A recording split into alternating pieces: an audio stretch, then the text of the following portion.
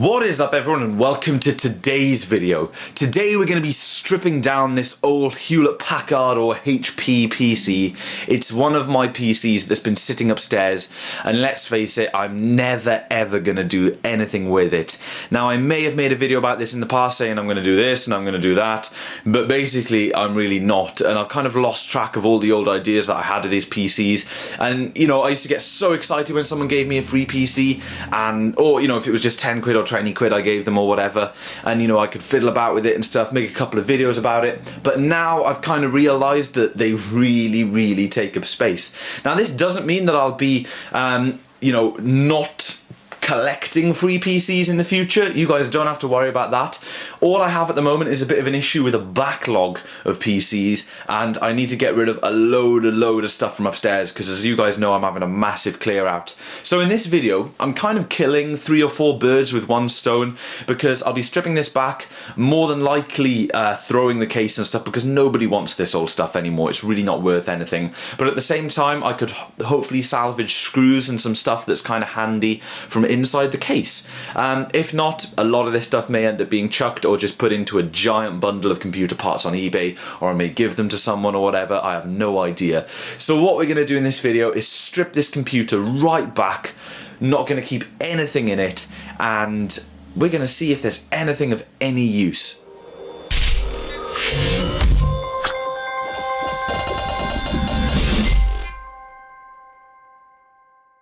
So I can't remember what this is, guys. It could be a Celeron, it could be a Sempron, or it could be something a little bit better than that. I'm not too sure. The ports, it's got a Cooler Master fan on it. The ports on the back look fairly generous, so it's not an ancient system by any means. There are actually 1, 2, 3, 4 USB ports and a Firewire port, and there's an optical audio out port, so it's not a complete old waste of time, but still it's something that I don't really need or want. So I'm going to flip this computer the other way around and we're going to yank everything out of it. So it may not be as good as I thought it was, because it is an IDE hard drive and stuff, but it looks as if it was on the crossover point, because there is indeed SATA on the power supply. Now this computer is already half taken apart, because I believe I was taking things in and out of here not so long ago. So the power supply and stuff isn't plugged in at all. So the first sensible thing to take out would indeed be the power supply, considering it's heavy as well. So it's time to say goodbye to this power supply. We'll take a closer look at all the components after we dismantle this PC to see if anything is actually any good. But right away I see that this is a Bestech power supply, which is probably not a very good idea, let's just put it like that. So with the power supply out the way, the case has become a lot lighter, but you know, it's still not like the lightest thing in the world. I'm basically going to yank out this IDE cable out the way, because we all know IDE cables take up quite a bit of space. Single IDE channel going to both the optical drive and the hard drive. No, it's not. There's 2 IDE cables. They're just attached together.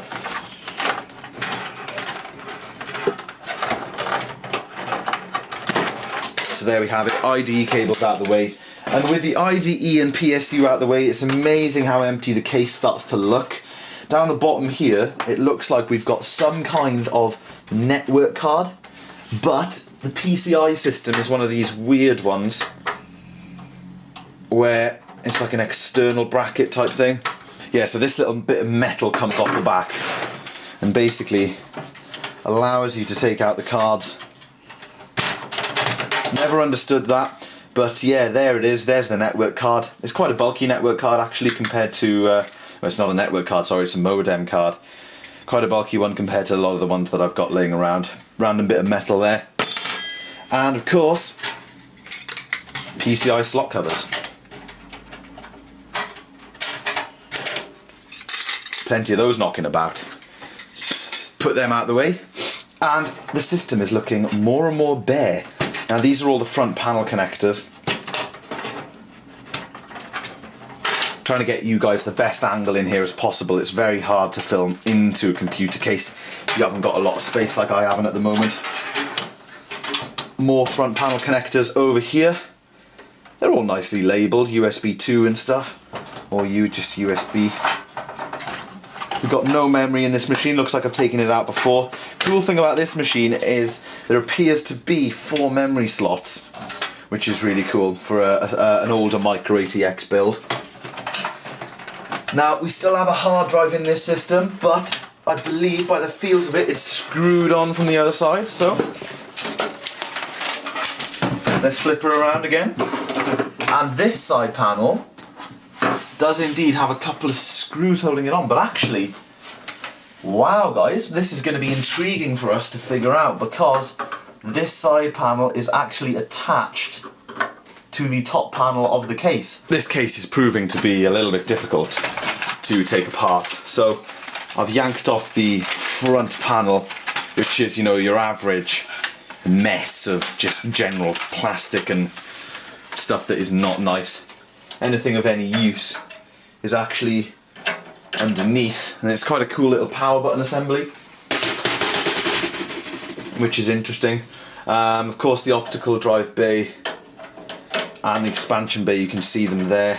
It's extremely difficult to take this case apart, guys, but whatever, we're just going to proceed, and I'm going to actually make a start on the motherboard after I take this fan out. So there is actually nothing of any use in this system. Now, I believe before I started mangling it, install its RAM and everything, that this system worked absolutely fine.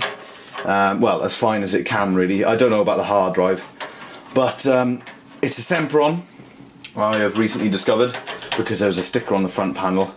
It is a Sempron, and there's not a lot you can do with an ancient Sempron like this. Believe it, there's XP on the drive, can't even remember, I'll have to look back at my own video. But all I do know is, I want this system out of my way. I don't need it, and the fan is about to fall out. Here we go. There we go, that is our fan. Standard 80mm fan.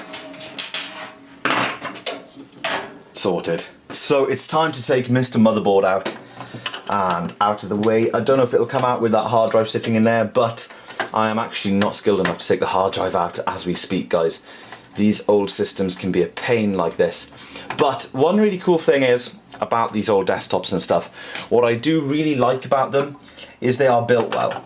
These cases are built well. You know, things like manufacturers like HP and Dell, their desktops are built well, you know, apart from the plasticky front covers I don't really care for and all that kind of thing. They are generally quite decent computers, and I've already lost a screw that's just about to escape under the motherboard tray, so, or under the motherboard itself. Oh, whatever, I'll just leave it there. Yeah, so as I was saying, these days, you know, with the majority of people buying laptops, it's amazing how bad the quality of some laptops is. But these old desktops, you know, that everyone was buying 2005, 2006, you know, to first get on things like very early Facebook and stuff was, yeah, these were built well. Now, this PC was probably in an interesting transition point. I mean, it was probably one of the last OEM PCs by HP to use an IDE hard drive, or very close to it, you know, within a year of them switching to SATA for all their machines, because there are SATA connectors on the motherboard, but that's not even the biggest telltale. There's actually SATA connections on the PSU, so if you see them on both and you see an IDE drive, you basically just missed the SATA bus. SATA bus. You basically just missed the SATA train and you're stuck with IDE, but, you know, it's all good. It makes no difference to the kind of user that would have bought a system like this. It would make no difference, and the drives they put in are slow as hell anyway, so that wouldn't have made any difference either. I don't actually know what this drive is. I can't tell by squeezing my head in there, but it's screwed in on the other side, and I can't get the other side off because it's like riveted on or whatever. So that's pretty much that. The motherboard is now nearly loose if I actually take out all of the screws. And an old motherboard like this, well, this motherboard isn't actually too bad. Old HP board, like I said, it's got decent I/O on the back. It's got Firewire on the back. There is the board. I'll show you all the components in closer detail at the end, guys. But I'll dump the board over there and see if I can knock out the I/O shield. It could actually be part of the case. We shall see. there we go, there is the IO shield. You've got to give them a little bit of persuasion sometimes, because they're pretty much built onto the case sometimes. So that is it, a nearly naked system. All I need to get out now is see if I can get this cage out to get the drives out and whatnot. I'm going to take a quick look at this and see what I can do, guys. That was not easy, and I had to actually break a bit of plastic to get it out. This is a Samsung 80GB IDE drive, definitely a drive that I do not have in my collection. So we'll spin this up for a laugh. We'll do something with, I've got so many IDE drives, we'll do something fun and cool with them before I get rid of them all, guys.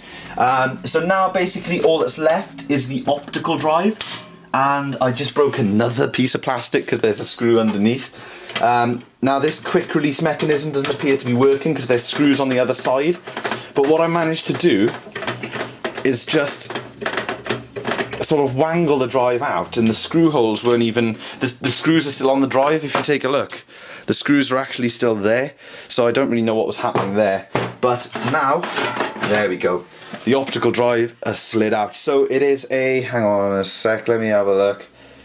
We'll take a closer look at this drive later on, but it's just an IDE burner. It's quite nice that it's got a black front though, so might be quite good in a Power Mac or something if somebody needs a spare. It is a DVD drive, not sure if it's a writer or whatever, but that means the case is now totally naked, guys, completely 100%. So let's take a look at everything that we gutted out of this PC. So not a bad little crop, guys, for splitting up a PC, you know, quite cool. Few little components that I can individually do something with, maybe, but you probably won't see me doing anything with these. They'll probably get cleared straight out because, you know, it's all old tat, really. We've got a network card. I keep saying network card. It's a modem. It's a modem card sitting there. A fan that I said was 80mm, but now it feels sort of maybe even 90, but it's probably 80. Not too sure. Should be pretty okay. It's a 3-pin fan, so it's not a horrendous fan by any means. I'm not even sure what the hell it's like, to be honest. Can't remember if it's noisy or what. PCI covers, we have the motherboard and IO shield, and we have the CPU, which I believe to be a Sempron still attached to the motherboard with CPU cooler. We have really crappy front panel proprietary case thingy with cables coming out the back that I'm going to chuck with the case. Those USB ports weren't even handy. I've got the cabling that I chopped off there in order to get it out because it was wrapped around awkwardly. We have this Bestech PSU, which is actually 300 watts max, but even though it's probably a really cruddy PSU, it's actually got a 24-pin connector along with 2 SATA connectors, so it's not horrendous for testing purposes. Coming over, we have a complete ton of screws, so that'll be put into my screw box. Screws are always handy. We have an 80GB Samsung IDE drive, which is a drive that I've never had before. I've never had a Samsung in my collection.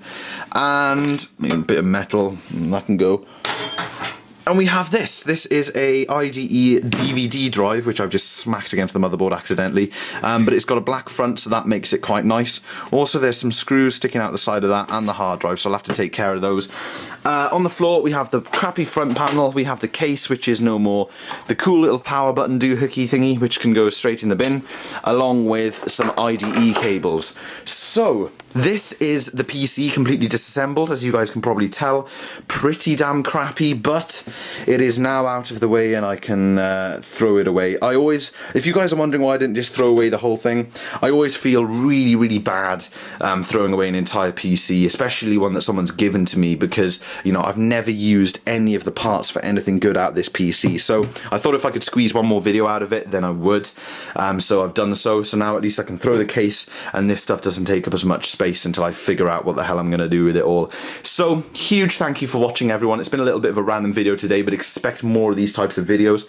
I hope you've all enjoyed. Of course, give me a thumbs up if you enjoyed. Give me a thumbs down if you didn't. Please comment and say why you've given me a thumbs down if you have done so. And of course, I'm now out of breath. I shall see you in tomorrow's video.